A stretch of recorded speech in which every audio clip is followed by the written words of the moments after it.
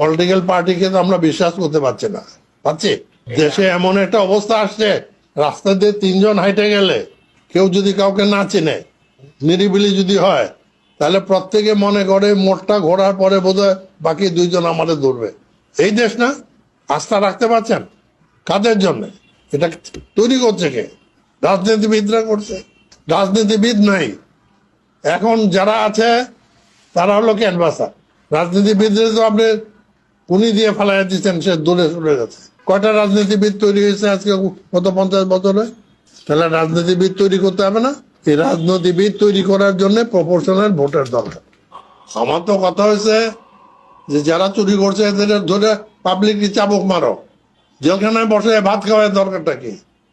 চাবুক মারলে তো কিছু ফিরবে। পাবলিকলি চাবুক মারলে স্বপ্ন ঘুষ খাবে না, খাবে? ওটাতে যান না কেন? রোগটা কি বাংলাদেশে? বাংলাদেশের রোগ হয়েছে অ্যাবসলিউট মেজরিটি যে পাইছে ডুবছে। শেখ মুজিব অ্যাবসলিউট মেজরিটি না পাইলে ডুবতো, এরশাদ ডুবতো, বিএনপি ডুবতো, আওয়ামী লীগ ডুবতো। অ্যাবসলিউট মেজরিটি হচ্ছে রোগ।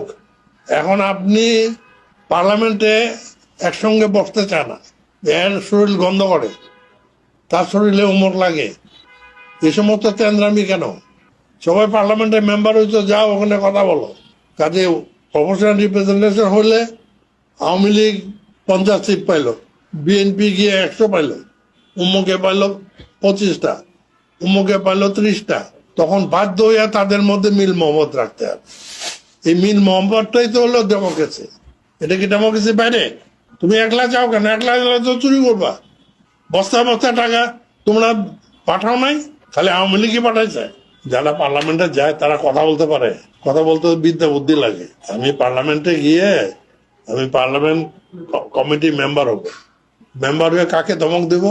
সেক্রেটারিকে দেবো। ও সেক্রেটারি তো এম এ পাস, কম্পিটিটিভ পরীক্ষা দিয়ে হয়েছে। সে তোমার খালি ওই একটু কথাতে সে ঘাবড়াবে?